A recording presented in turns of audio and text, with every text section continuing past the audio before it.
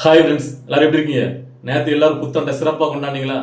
இந்த வருடம் என்னுடைய சகோதர சகோதரிகள், நண்பா நண்பிகள் எல்லாருடைய வாழ்க்கையிலும் சந்தோஷம் மட்டுமே மேலோங்கி இருக்க இந்த பொல்லாதனுடைய வாழ்த்துக்கள். நல்லா இருப்போம், நல்லா இருப்போம், எல்லாரும் நல்லா இருப்போம். ஓகேவா? இந்த வருடத்தினுடைய முதல் வீடியோ இது. இந்த வருடத்தில் முதல் வீடியோ போடும்போது நல்லா ஒரு வீடியோவை நான் ஆரம்பிக்கணும்னு நினைச்சேன். ஸோ ஆனால் இது வந்து ஒரு பொறுப்பு மிகுந்த ஒரு வீடியோவாக அமைஞ்சிருக்கு. அதாவது உங்களுக்கு தெரியும், நம்மளுடைய சமுதாயத்தில் இளைஞர்கள் எந்த அளவுக்கு கெட்டு சீரழிச்சு போறாங்கிறத நம்ம கண்கூட பார்த்துட்டு இருக்கோம். இப்போ ரீசெண்டாக அது கூட நம்ம ஒரு சம்பவத்தை நம்ம லாஸ்ட்டாக பேசியிருந்தோம். ஒரு ரீல்ஸ் முகத்தில் போதை தான், ரீல்ஸ் கூட சொல்ல முடியாது, போதை முகத்தில் அந்த அளவுக்கு சீரழிஞ்சு போயிட்டு இருக்காங்க. இதை பற்றி ஒவ்வொருத்தரும் ஒவ்வொருடைய கருத்தில் வச்சுட்டே இருக்காங்க. ஸோ அந்த வகையில் நேற்று நான் பார்க்குறேன், தமிழை வச்சு கலத்த தேர்தல் பரப்புரை மேலாண்மை பொதுச்செயலாளர் ஆதவ் அர்ஜுனா ஒரு ப்ரெஸ் மீட் ஒன்று கொடுத்துருந்தாரு. அதில் ரொம்ப கவனிக்கக்கூடிய விஷயமா ஒரு 2-3 விஷயங்கள் எனக்கு உண்மையிலே சரியாக பட்டுச்சு. 100% அவர் பேசுறது சரி. அந்த கருத்தை இன்னைக்கு நான் அதை பற்றி பேசணும்னு நினைக்கிறேன். அதாவது அவர்கிட்ட ப்ரெஸ் பீப்புள் கேட்குறாங்க, அந்த சம்பவத்தை பற்றி நடந்துச்சு, அதை பற்றி கேட்குறதுக்கு. நம்ம நாட்டில் இந்த இளைஞர்கள் வந்து பார்த்தீங்கன்னா போதையில் சீரழிஞ்சு போகிறாங்க. ஸோ அவங்களை மீண்டு இருக்கணும். சின்ன சின்ன பசங்களுக்குலாம் பார்த்தீங்கன்னா அதுக்கு அடிமை இருக்காங்க. அப்போது முழுக்க முழுக்க போதையை ஒழிக்கணும். இங்குள்ள முதலமைச்சர் வந்து பார்த்தீங்கன்னா சும்மா இதுக்கு மட்டும் 2 வருஷம் முன்னாடி இந்த மாதிரி சம்பவம் நடக்கும்போது ஒரு ப்ரெஸ் மீட் வைக்கிறாரு, ஒரு போட்டோ ஷூட் தான் நடத்துறாரு. அதாவது டிஜிபியை போடுறோம், டெப்டி கமிஷனர் போடுறாங்கிற ஒரு ஒன்றுமே நடக்க மாட்டேங்குது. அதாவது நீங்க வந்து பயன்படுத்துறவங்களை பிடிக்கிறீங்க, அப்ப இது யார் விற்கிறா? ஏன் ஒரு எம்எல்ஏக்கு தெரியாதா? ஒரு எம்பிக்கு தெரியாதா? இல்லை ஆளுங்கட்சியோட அமைச்சர், முதலமைச்சர் யாருக்குமே இது யார் விற்காங்கன்னு தெரியாதா? ஏன் அந்த அளவுக்கு தான் நீங்க இருக்கீங்களா? அப்ப ஏன் பிடிக்க மாட்டீங்க? ஸோ அப்படின்னு ஒரு செருப்படியே கொடுத்தாரு. அதுக்கப்புறம் வந்து பார்த்தீங்கன்னா நறுக்குன்னு ஒரு பாயிண்ட் வச்சாரு. அது ரொம்ப ரொம்ப முக்கியமானது. அதாவது இந்த பிரச்சனைக்கு ஒரு முடிவு கொண்டு வரணும்னா இந்த இளைஞர்கள் இருக்காங்களா, ஒரு 16-17 இளைஞர்களுக்கு வந்து பார்த்தீங்கன்னா இந்த ஸ்போர்ட்ஸ் வந்து ரொம்ப இம்ப்ளிமெண்ட் பண்ணணும் நம்ம நாட்டில். இது இங்க வந்து பாத்தீங்கன்னா சும்மா ஒரு இனாகிரேஷன் பேர்ல தான் இருக்கு, அதை வலுப்படுத்தணும் அப்படின்னாரு. அவர் ஸ்போர்ட்ஸ் சம்பந்தமா இருக்க போய் அந்த உணர்வு வருது. அது மட்டும் இல்லாம அது ரொம்ப ரொம்ப சரியான உணர்வு. இளைஞர்கள் கெட்டு போகாம இருக்க இந்த ஸ்போர்ட்ஸ் இருக்குல்ல, அது வந்து பாத்தீங்கன்னா அந்த பசங்களிடையே ரொம்ப வந்து பாத்தீங்கன்னா நம்ம வந்து ஈடுபடுத்தும் போதுல அதுல வந்து திசை மாறும். அதாவது கெட்ட பழக்க வழக்கங்கள், அதாவது நம்ம வந்து தனிமையை அந்த பசங்களுக்கு கொடுக்க கூடாது. இந்த சேர்க்கை வந்து பாத்தீங்கன்னா சரியான முறையில் நீங்க பயன்படுத்தணும்னா ஸ்போர்ட்ஸ் திருப்பி விடணும் பசங்களை. இந்த மாதிரி ஸ்போர்ட்ஸ்ல பண்ணும்போது இந்த இதெல்லாம் ஸ்போர்ட்ஸ்ல காட்டும் போது அது வேற மாதிரி நல்ல மெருகேறுவாங்க பசங்க. ஸோ அப்போ நம்ம நாடு கல்வித்துறை இன்னும் பார்த்தீங்கன்னா ஸ்போர்ட்ஸ் இம்ப்ளிமெண்ட் பண்ணணும். ஒருக்கு இதுமாதிரி தான் ஒரு எக்ஸாம்பிள் சொல்றாரு. பிரேசில் வந்து பார்த்தீங்கன்னா இப்படி போயிட்டு இருக்கும்போது அவங்க வந்து ஃபுட்பாலை ரொம்ப இது பண்ணாங்க. ஸோ அதான் நல்லது, அந்த இளைஞருக்கு பார்த்தீங்கன்னா வாழ்க்கை மேம்படும். இந்த மாதிரி நம்ம வந்து முன்னெடுக்கணும் அப்படின்னு அவர் சொன்னது பார்த்தீங்கன்னா ரொம்ப ரொம்ப சிறப்பாக இருந்துச்சு. இதை வந்து கன்சிடர் பண்ணி, ஏன்னா இவர் சொல்றாருன்னா கண்டிப்பா தளபதி விஜய் அவர்கிட்ட சொல்லி, இப்போ வந்து அவர் வந்து 2024 முதலமைச்சர் ஆனா இதை முன்னெடுக்கணும். ஸோ போதைய ஒழிக்கிறதுங்கிறது இந்த ஒரு ஆட்சியாளர் கையில் இருக்கு. நான் எப்படி இதுக்கு முன்னாடி வீடியோக்கள் நான் பேசணும், அதாவது தமிழக முதலமைச்சர் நினைச்சா ஒரே கையத்துல இந்த போதையை ஒழிக்க முடியும். ஏன் அவரால் முடிக்க முடியாதா? இப்ப இருக்க டெக்னாலஜில யார் பயன்படுத்துறாங்களோ அவன் யார்ட்ட அவங்களாம் கேட்டு போனாலே அடிச்சு பின்படுத்த அரைஞ்சு பிடிச்சிட முடியும். ஸோ அப்போ அதை பண்ண மாட்டேங்காங்கன்னா, ஸோ அப்போ இது பின்னாடி பெரிய ஒரு அரசியல் லாபமே நடந்துட்டு இருக்கு அப்படின்னு நான் சொன்னேன். அந்த கருத்தை தான் ஆதவ் இன்னைக்கு தெளிவா போட்டு பழந்தாரு. ஸோ உண்மையிலே தமிழக வெற்றி கழகம் ஆட்சி அமைக்கிற பட்சத்தில் இளைஞர்களுடைய வாழ்க்கையை மேம்படுத்துற விதமா அந்த ஸ்போர்ட்ஸ் வந்து ரொம்ப பெரும்பான்மையா அதை மேலோங்கி முன்னெடுத்து கொண்டு போகணும். அது மட்டும் இல்ல, அவர் நறுக்குன்னு ஒரு பதிலடி கொடுத்தாரு பாருங்க. யாரு? மாசுக்கு. அதாவது மாசு இருக்காருல்ல, அன்னைக்கு பேசும்போது சொல்றாரு, இந்த பிரச்சனை நடந்த புதுசுல பேட்டி கொடுக்காரு, நம்ம கூட அதை பத்தி போட்டிருந்தோம்ல. அதாவது ஜீரோ கஞ்சாவே இல்ல. அதாவது திமுக ஆட்சி அமைக்க அப்புறம் கஞ்சா முற்றிலுமா நாங்க ஒழிச்சிட்டோம். அதுக்கு தான் செருப்படி கொடுத்தாரு ஆதவர்ஜனா. என்ன பேசிட்டு இருக்காரு? அவருக்கு அறிவு இருக்கா இல்லையா? சும்மா முதலமைச்சர் பின்னாடி வாக்கிங் போய்கிட்டு இட்லி கடை படத்துக்கு வந்து ப்ரொமோஷன் கொடுத்துக்கிட்டு இதுதான் நீங்க இருக்கீங்களா? என்ன சுகாதாரம் அமைச்சாங்க? செவிலியர்கள் போராட்டம் பண்ணிட்டு இருக்காங்க, எங்க ஆசிரியர் போராட்டம் பண்ணிட்டு இருக்காங்க. என்னத்தை இவர் முடிவெடுத்தாரு? அதுக்கு முன்னாடி பாத்தீங்கன்னா காலி இடங்களே இல்லைங்க, 4 நாள் கழிச்சு 1000 பேருக்கு நாங்க வந்து வேலை கொடுக்கணும்னு சொல்றீங்க. என்னையா நடந்துட்டு இருக்கு? சும்மா அவர் எப்படி ஏதாவது நான் திட்டிட போறேன், இவரெல்லாம் வந்து சுகாதாரத்துறை அமைச்சரா? சுகாதாரத்துறை வந்து கேவலப்படுத்தாங்க தமிழ்நாட்டு அரசு அப்படின்ட்டு பொங்கி வந்து பேசினாரு. உண்மையிலேயே ஒவ்வொருத்தவங்களுடைய தமிழ்நாட்டில் உள்ள இப்ப எல்லாருடைய ஆதங்கமும் இப்ப அதான் இருக்கு.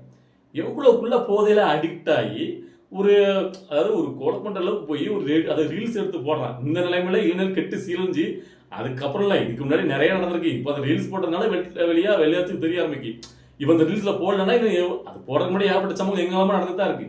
ஸோ அப்ப இப்படி இளைஞர்கள் பாதிக்கப்பட்டு கேவலமா மாறிட்டு இருக்கு. ஸோ பஞ்சாபோட மோசமா போயிட்டு இருக்கு. இந்த சூழ்நிலை வந்து பார்த்தீங்கன்னா ஜீரோ கஞ்சான்னு சொன்னா சிரிப்பு தான் வருது. எப்படிதான் சொல்ல முடியுது? இல்ல இந்த இடத்துலயே முட்டு கொடுக்கீங்க.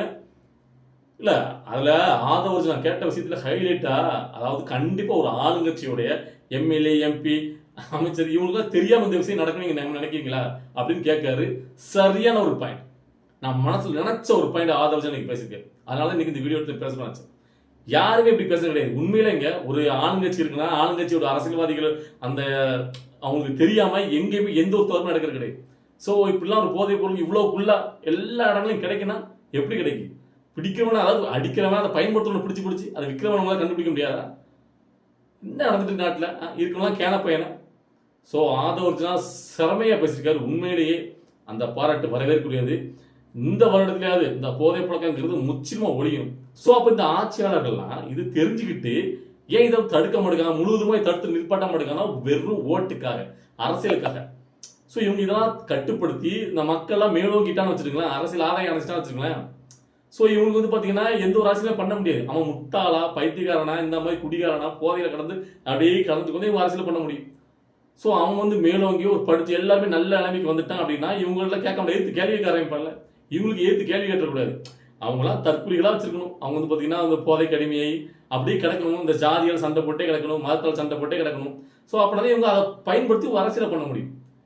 இப்படி நாடு நல்லா போயிட்டு இருக்கு. ஆதரத்தில் கேட்டிருக்காரு. இந்த லட்சத்தில் இந்த சாட்டை பெயருக்கான எங்கே போனாலும் அவன் வந்து பார்த்தீங்கன்னா நம்ம அவனை திட்டம் இருக்க முடியல.